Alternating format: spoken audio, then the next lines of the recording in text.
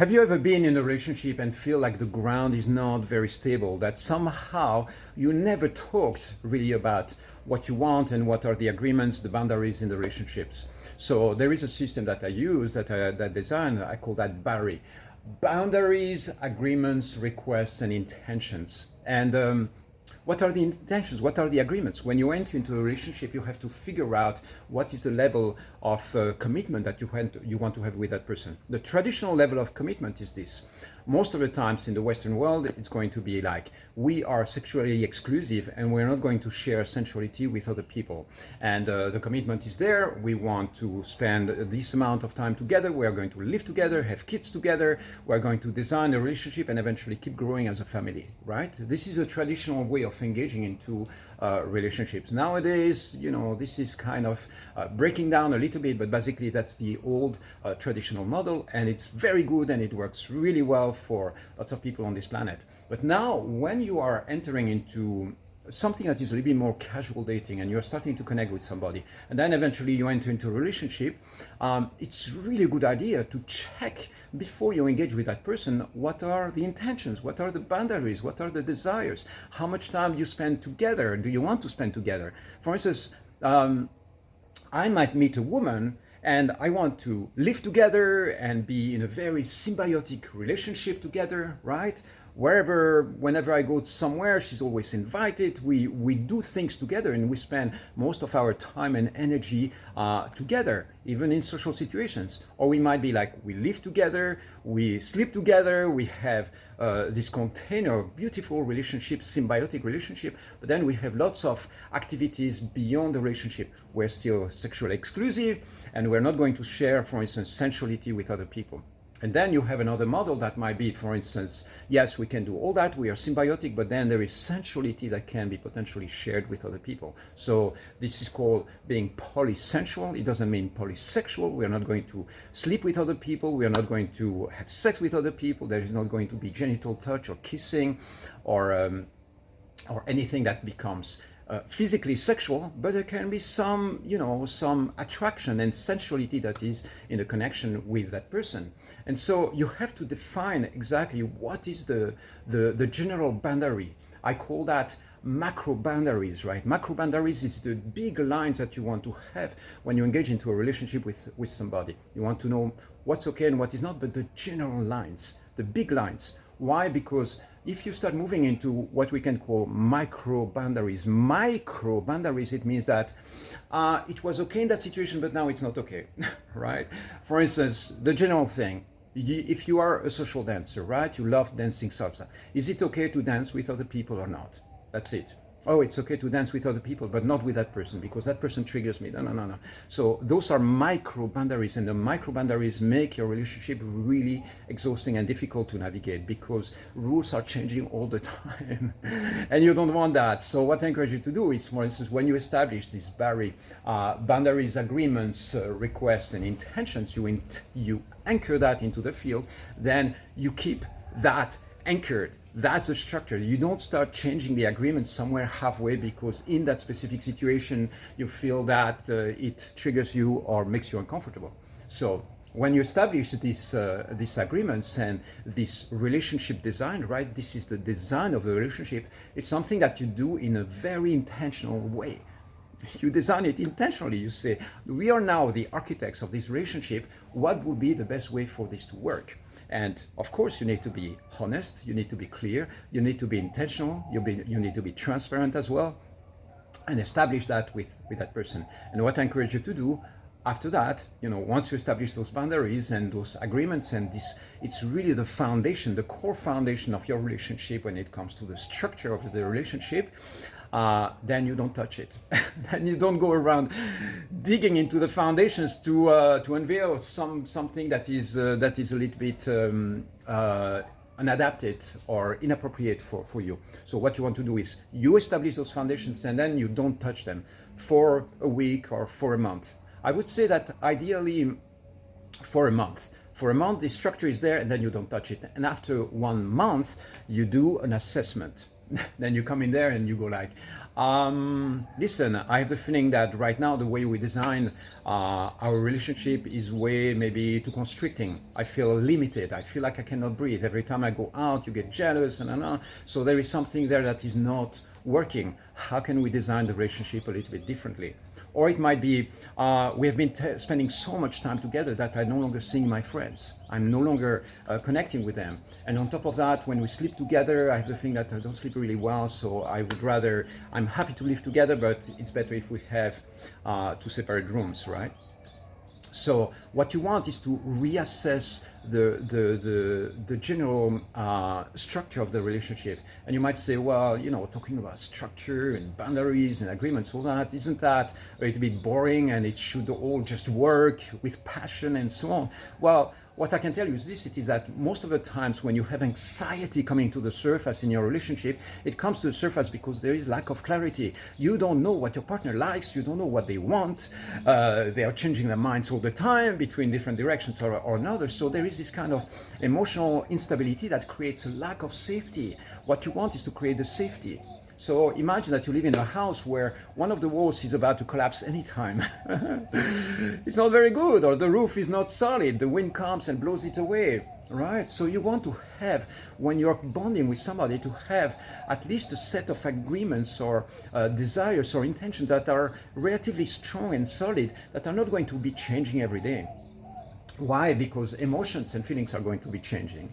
They are going to be evolving. But if you follow just the daily change, if you're a woman and you go through a cycle in your month, and sometimes you are really attracted to your partner, and sometimes you just want to be alone and stay away from me, then it's important to be able to navigate those different waves, but the general structure is not going to change. You're not going to suddenly question the whole structure and the whole connection of the relationship just because you are in a bad mood one day or just because you're super attracted one day. It's like you want to have a certain foundation that is stable. Why? Because you want to function together.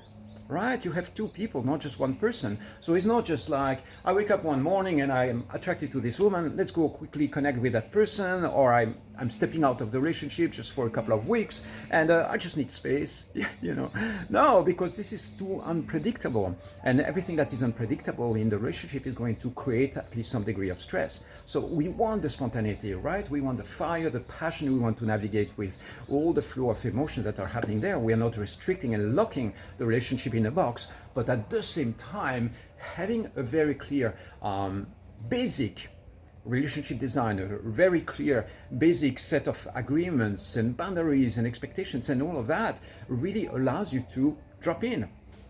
Sometimes you are going to start in a relationship, and I see that happening in couples all the time. You're going to jump into a relationship and you didn't check in at all. You go like, from now on, I assume this.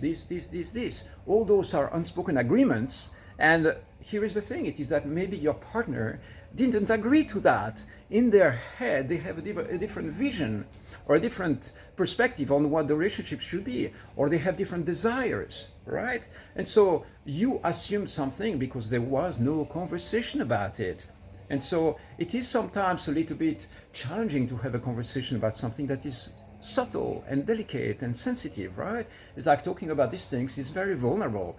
But at the same time, when you don't talk about it and you don't bring it to the surface, then there might be lots of confusion and misunderstanding and miscommunication.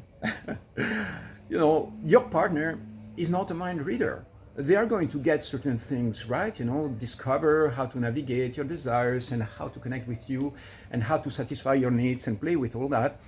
Discover a little bit more how to navigate this relationship together, but very, very often, we are guessing, we're second guessing. And so instead of guessing, you just go like, listen, I noticed that I have the desire to live with you. Is this a desire that you share? And your partner might be like, I really enjoy being in my space. Boom, tuck. Then suddenly, there is an answer, right? If I'm a man and I check that with my girlfriend and she was like, I really enjoy being in my space, there is a resistance. Listen to the resistance. She just gave me a hint. Maybe living together might not be the right thing. Or it might be, listen, I really want to travel together. My girlfriend might be like, I want to travel together. I would love to do a trip, go around the world together, or take off to India for 3 months together. And maybe in her mind, she's already building up that, but didn't check in with me. And so it's easy to check in and do a little bit of an assessment whether this is something that is in the field for both of us. So this idea of clarity and intentional communication when it comes to the agreements and the coupling design is really important. And I can tell you that probably 50% of the challenges that many young couples face in their relationship when it comes to insecurities, misunderstandings, all that is because there was never a deep check-in. There was never.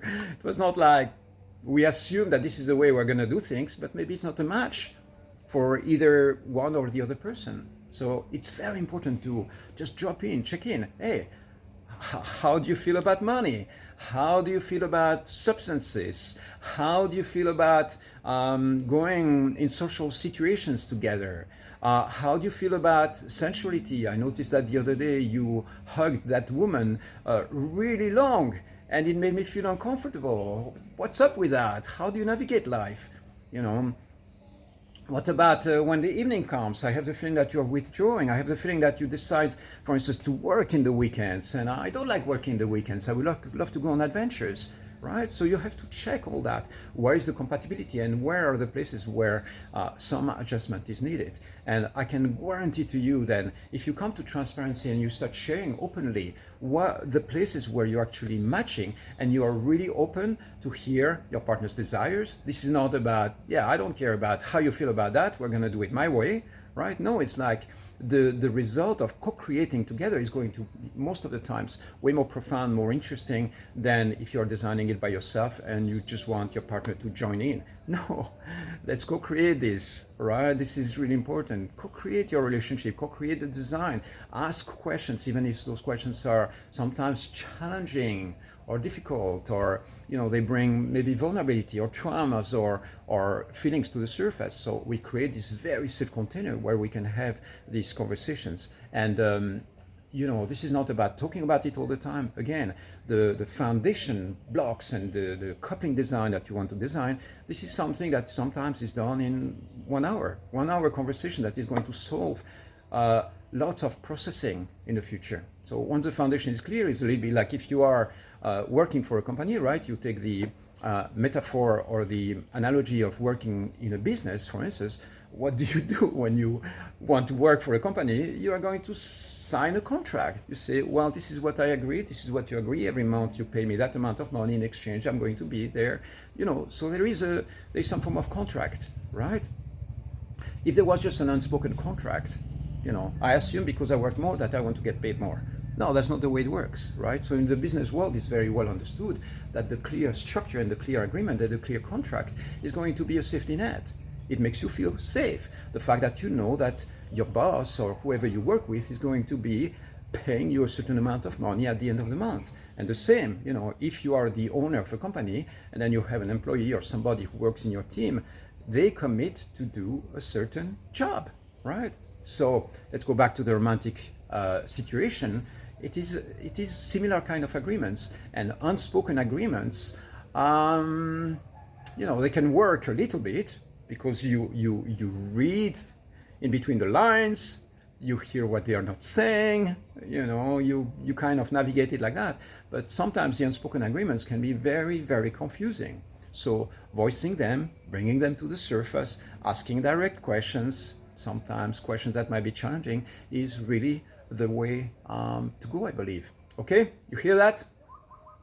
Feel free to reach out. Any questions? I'm Shiva Rajaya, and you find me on Vital Coaching in different channels, YouTube, Instagram, Facebook over there. You know where to find me. Okay, love you. Take care.